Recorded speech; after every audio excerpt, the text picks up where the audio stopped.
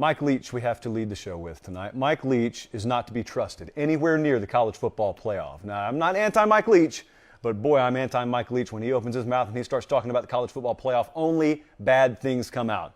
I was in Columbus, Georgia, yesterday at a birthday party for my nephew. And so I drove back to Nashville last night, and as is usually the case, something happened on my drive. So I was probably somewhere around Ringgold, Georgia, and all of a sudden the iJosh just starts boop, boop, boop, boop, starts lighting up. And I look down. And you can imagine my surprise when I glance, of course, at a red light, and I see something about Mike Leach and a horse race and the college football playoff. I wasn't even taken aback by it, because if anyone made that connection, it was going to be Mike Leach. But it wasn't until I got to the parking garage, downtown Nashville, where I reside, and that's as specific as I'm going to be there, where I pulled the iJosh up and I actually saw the tweet. Colin, if you must, let's show the people what was said by Mississippi State head coach Mike Leach at the conclusion of yesterday's Kentucky Derby. And I quote, you know what, let me do the paper pop. Colin loves that. And I quote, "The horse winning the Kentucky Derby today is a good example, of course, of why an expanded college football playoff is needed. That horse hadn't won all the races leading up, but it got its chance, and that's what happened." He's talking about horses. If you've ever seen that picture of that koala with its mouth hanging open and a half-eaten leaf hanging out, that was me. I swear to you, I sat in silence for the better part of 5 minutes in my parking garage. After I just driven 5 hours, the last thing I want to do is stay in the car. But I just went,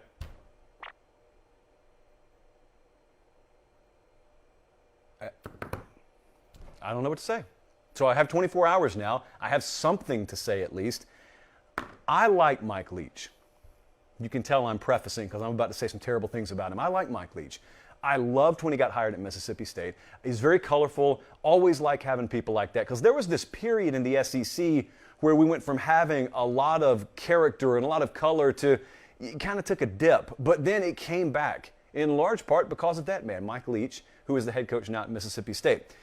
At Pate State, I would hire him in a nanosecond to run my offense. So there are a lot of positives about Mike Leach. Okay, I'm very much a pro Leach guy, except for the fact that when it comes to the playoff, I would not trust him to mow the grass outside of College Football Playoff Committee headquarters, much less be involved in the conversation about how this thing should be structured. This is a man who has advocated not for even a 16 or a 32 team, but a 64 team college football playoff. And I know if you didn't hear him say that, you're probably chuckling. Oh, that Mike Leach. Boy, what a jokester. He wasn't smiling.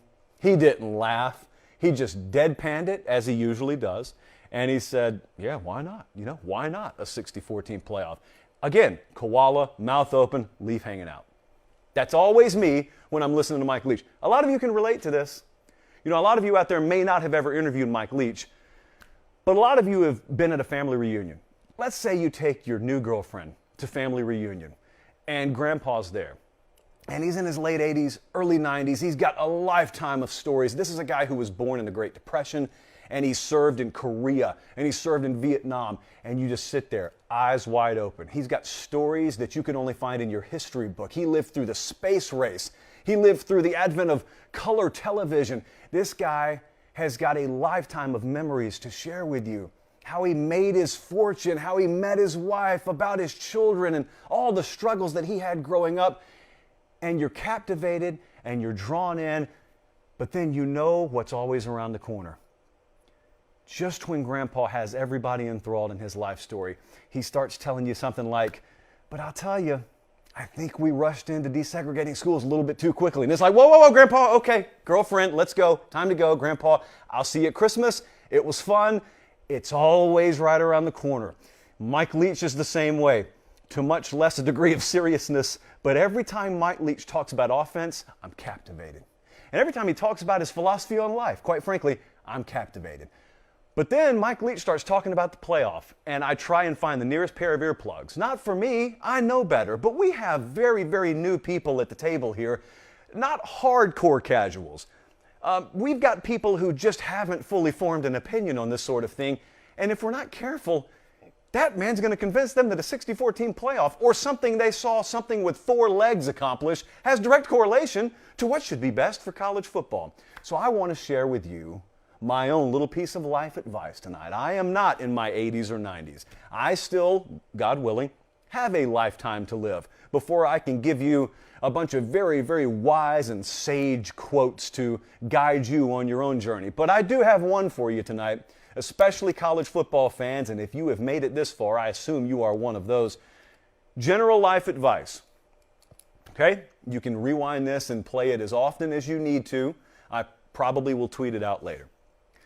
General life advice. Do not draw conclusions about college football from watching things that in no shape, form, or fashion resemble college football.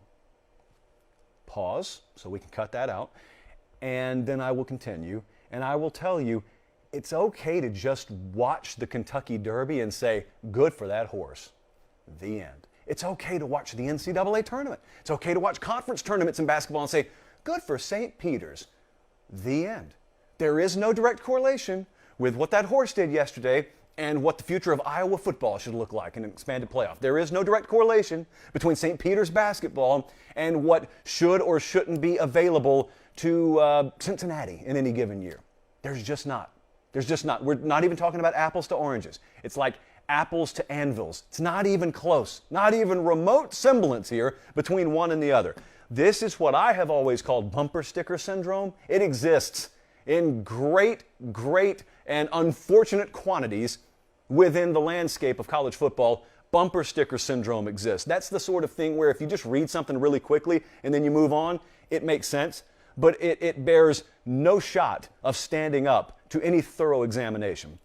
One of those would be the big lies we've talked about on this show many times, like, well, you are what your record says you are.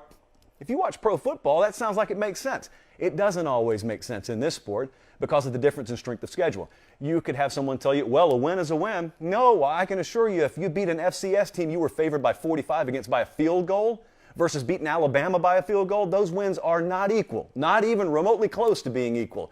But if you just say them and then you move on, kind of makes sense, right? That is bumper sticker syndrome. Well, Mike Leach has got a great heaping helping of bumper sticker syndrome going for him right now, because a lot of people read that yesterday. They didn't really critically examine it, and they just said, yeah, good point. Go horse. Go Mike Leach. Go college football playoff.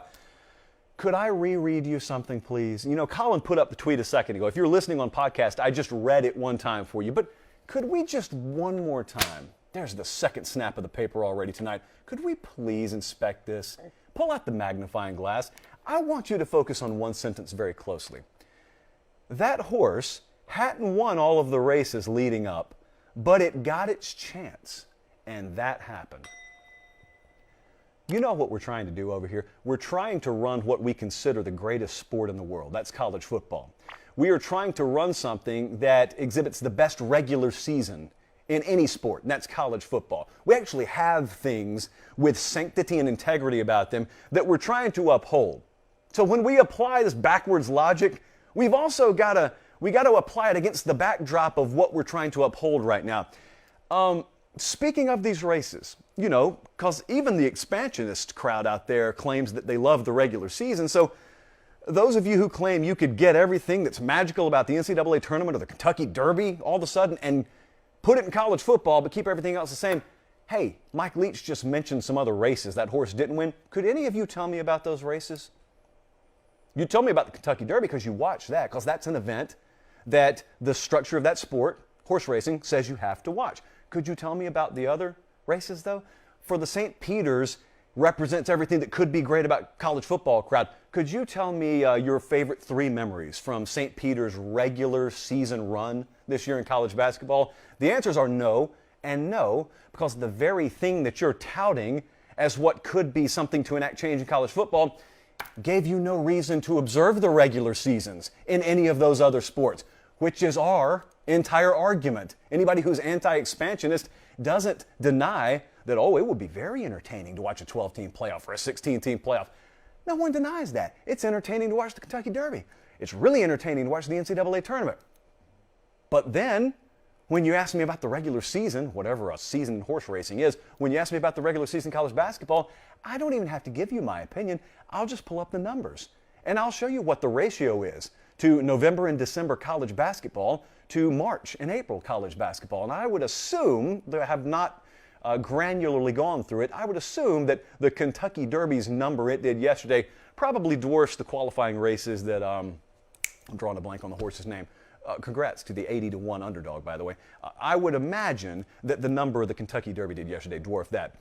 Point being, there is nothing, and let me repeat in all caps, nothing about what you watched yesterday, contrary to what the bad man at Mississippi State tells you when it comes to the playoff, that applies at all to college football.